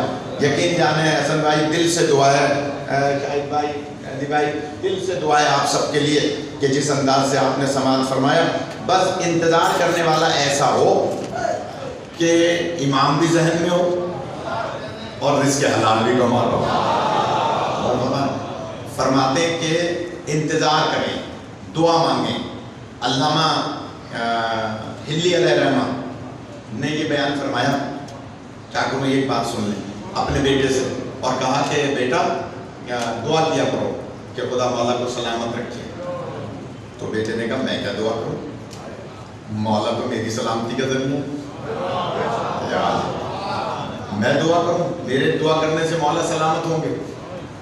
علامہ فرماتے ہیں حکم ہے چھٹے امام کا کہ آخری دور کے لوگ اپنے زمانے کے امام کی سلامتی کی دعا کریں. اور کیجیے گا. تو علامہ ہلی فرماتے ہیں حکم ہے.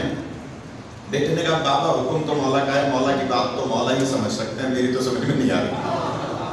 تو علامہ نے جو جواب دیا ہے بس مجلس کا آخری دو جملے سن لیں. مولا فرماتے ہیں کہ اچھا یہ بتاؤ تم نماز پڑھتے ہو؟ نماز.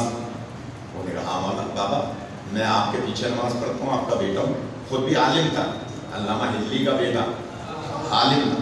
اس نے کہا کہ میں تو طالب علم ہوں, آپ ہی سے پڑھا ہے, آپ کے پیچھے نماز پڑھتا ہوں, جماعت سے پڑھتا ہوں. کہا نہیں میرے سوال کا جواب دو, تم نماز پڑھتے ہو؟ کہا بابا. کہا یہ بتاؤ تمہاری پیشانی اس لائق ہے کہ اس کا سجدہ کرے؟ پیچھے والے آمادہ نہیں ہے, میں کہاں لے جانا چاہ رہا ہوں, خدا سلامت رکھے, یہی حق ہوتا ہے. کہا تمہاری پیشانی اس لائق ہے کہ اس کا سجدہ کرے؟ گردن جھک گئی. کہا نہیں بابا میں کہاں اور وہ اللہ کہاں, میں اسے سجدہ کروں. کہا پھر کرتے ہو یا نہیں کرتے؟ کہا کرتا تو ہوں.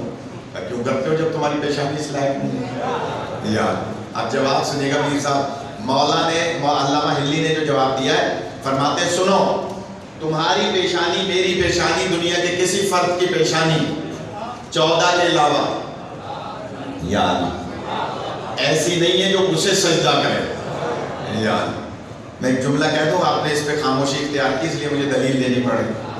اللہ جب کبھی اپنی مخلوق پر فخر کرتا ہے تو 14 کے سجدے کی طرف دیکھتا ہے. یہ بھی روایت ہے حدیث قدسی میں کہ جب اللہ فخر کرتا ہے نا اپنی مخلوق پر تو 14 معصومین کے سجدوں کو دیکھتا ہے کہ انہیں میں نے اتنا بلند بنایا اور یہ پھر میرا سجدہ کر رہے ہیں. یہ حال ہے. تو اس کا مطلب کیا, اللہ فخر کرتا ہے ان کے سجدوں پر.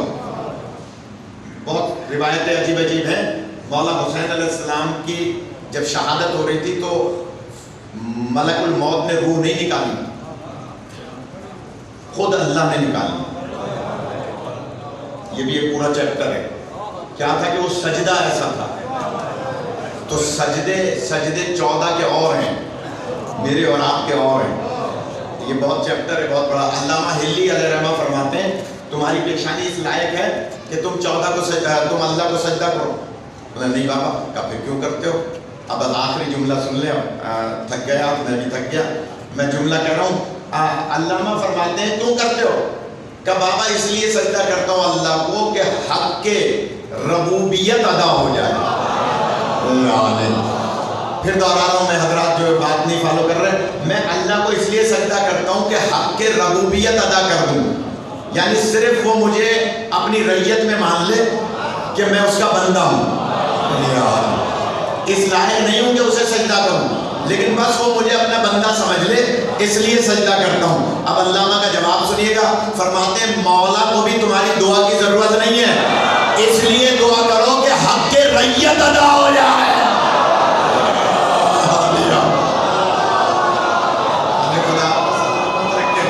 آپ کو زندگی عطا فرمائے. سلامت رکھے بڑی بہن.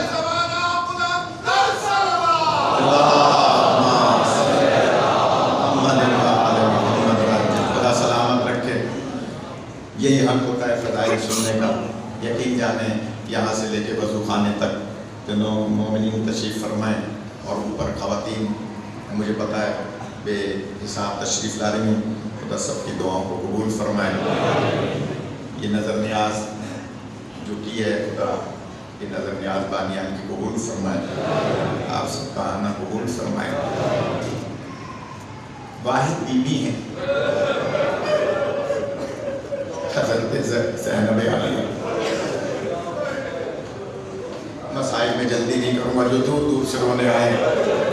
اور دیکھیے میں اکثر کہا کرتا ہوں ترقی چاہیے, مسائل کا حل چاہیے, تو جب دریا بلند ہو رہا ہو نا تو اپنے دل کی دعا مانگیں, کیونکہ اس وقت بیوی کی نگاہ ہوتی ہے اور بیوی کسی کے حق کو نہیں رکھتی. سنیے گا, واحد بیوی ہیں جناب زینب عالیہ, جنہوں نے اپنی قربانی کی طرف مڑ کر نہیں دیکھا. اجرکم اللہ آپ کو سلامت رکھے. کوفے کے بازار میں کوٹھوں پر سوار ہوتی تھی بیویاں, اور وہ ایک دوسرے سے کہتی تھی اس ننھے سے سر کی ماں کون ہوگی. تو کوئی اشارہ کر کے کہہ دیتی تھی کہ یہ جو رباب ہے یہ اس علی اصغر کی ماں ہے. تو بیویاں کوٹھوں پہ سوار کہا کرتی تھی کہ یہ ماں مر کیوں نہیں گئی کہ جس کا علی اصغر جیسا بیٹا. جب سروں پر نگاہیں کرتی تھی راہ کوفہ اور شام میں گھروں پر سوار بیویاں وہ ایک دوسرے سے پوچھتی تھی یہ سر کس کا ہوگا, یہ جو کڑیل جوان ہے کہ جس کے چہرے کا نور آسمان کو پہنچ رہا ہے یہ کس کا لال ہوگا.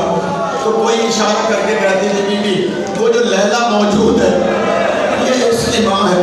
عزیزانو لیکن جب کوئی اونا محمد کی طرف دیکھتا تھا تو بیوی کی طرف اشارہ کیا جاتا تھا کہ یہ زینب عالیہ ان کی ماں ہے.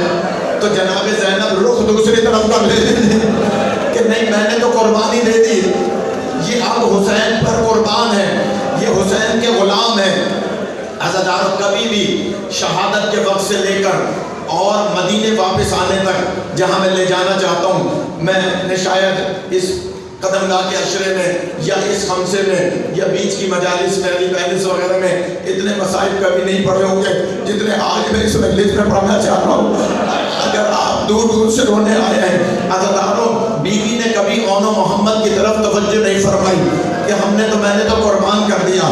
لیکن عزیزانو جب یہ لٹا ہوا قافلہ شام سے کربلا آیا, کربلا سے مدینے آیا اور جب مدینے پہنچا عزیزانو جنت البقیع میں یہ بیویاں گریہ فرما رہی تھی تو جنت البقیع کے دروازے پر جناب زینب کھڑے ہو کر کبھی دائیں دیکھ رہی تھی کبھی بائیں دیکھ رہی تھی. سنیے عزیزانو اتنے میں جناب سید سجاد آگے بڑھے اور کہا پھوپھی اماں کیا سوچ رہی ہیں, پھوپھی اماں کیا سوچ رہی ہیں, کیا دائیں بائیں دیکھ رہی ہیں. تو جناب زینب فرماتی ہے بیٹا سجاد سوچ یہ رہی ہوں کہ اپنی ماں زہرا کے گھر جاؤں یا میں اپنے شوہر عبداللہ کے گھر جاؤں.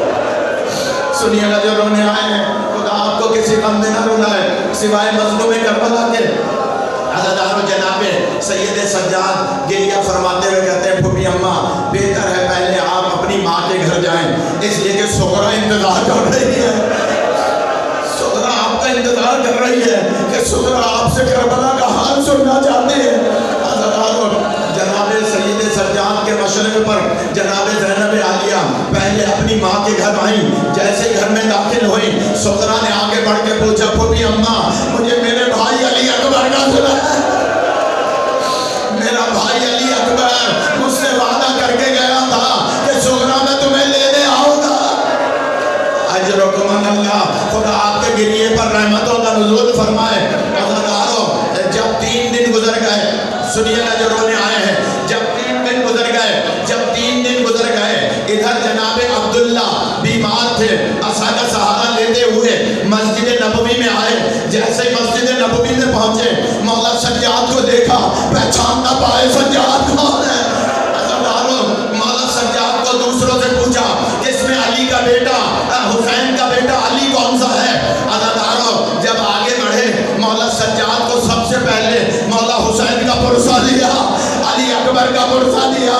عزیزانو سنیے گا میں جلدی نہیں کروں گا مسائل میں جو دور دور سے رونے آئے ہیں سب کا پرسہ دیا اور پرسہ دینے کے بعد جناب عبداللہ زمین پر بیٹھے اور کہا اے سید سجاد اگر ناراض نہ ہو تو میں تم سے ایک سوال کرنا چاہتا ہوں. مولا سجاد کی آنکھوں میں آنسو, کہا کہ ہاں چچا عبداللہ بیان کیجئے.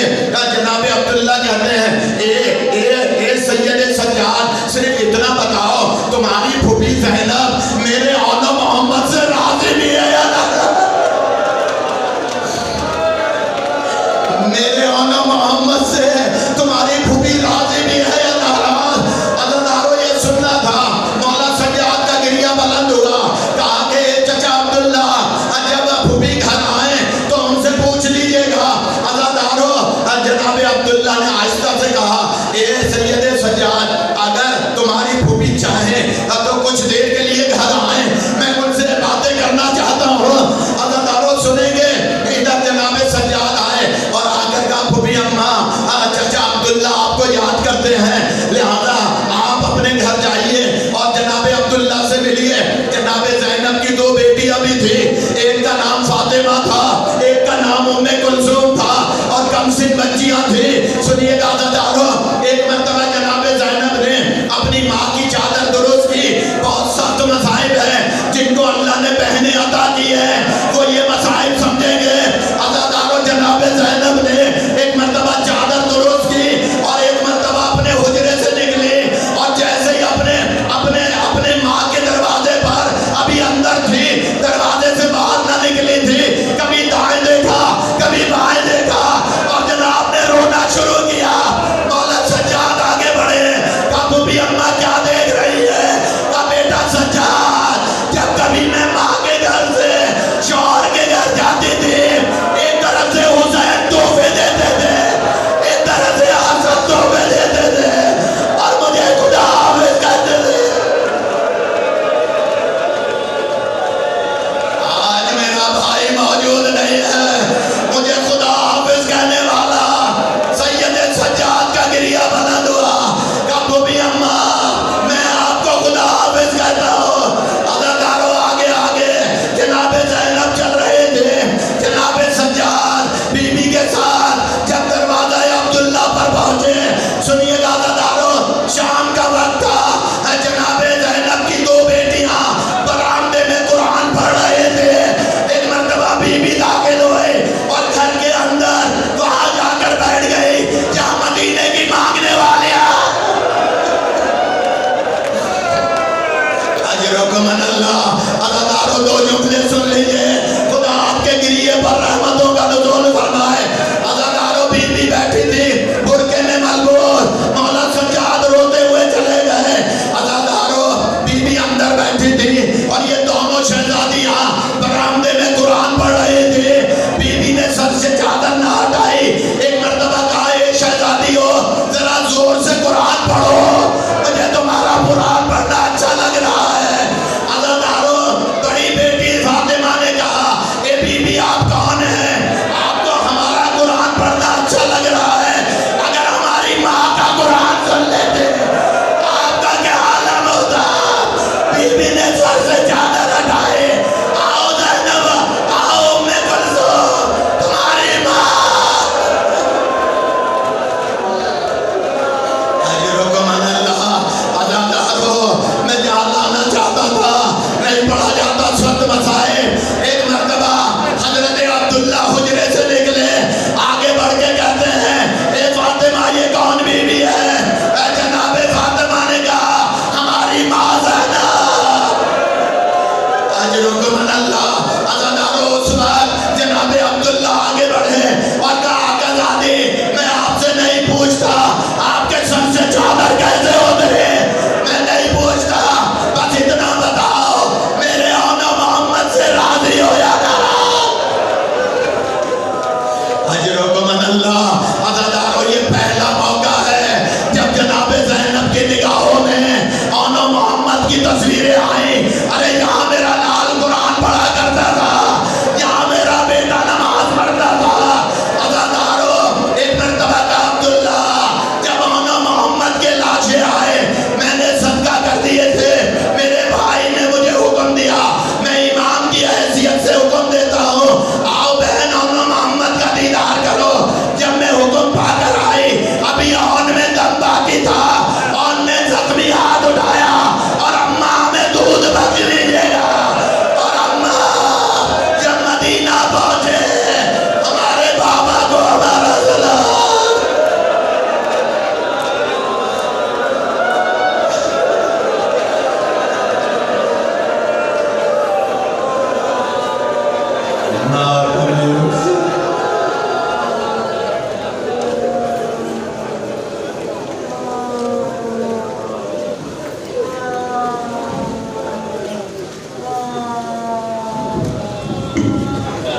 तमाम मोमिनीन से गुजारिश है कि नतीजा नंबर 8 इमाम बारगाह सजादिया में 15 मिनट के बाद अल्लामा रियाज जौहरी मस्जिद से खिताब फरमाएंगे। कराची की अंजुमन शबाबुल मोमिनीन और आ चुकी है और मोमिनीन से गुजारिश है कि फरमाएं।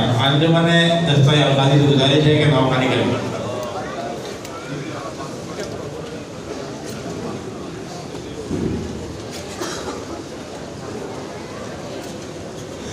जाती है सूए वतन जाती है सूए वतन हमशीर सरवर अलविदा अलविदा अलविदा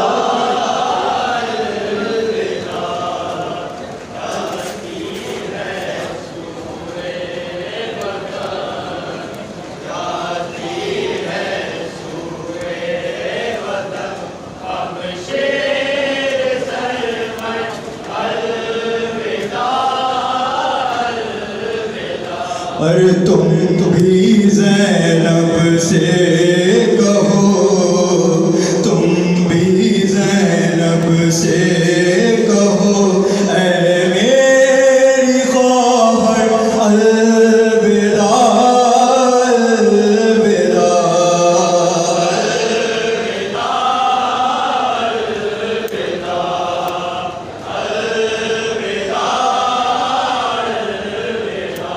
हाँ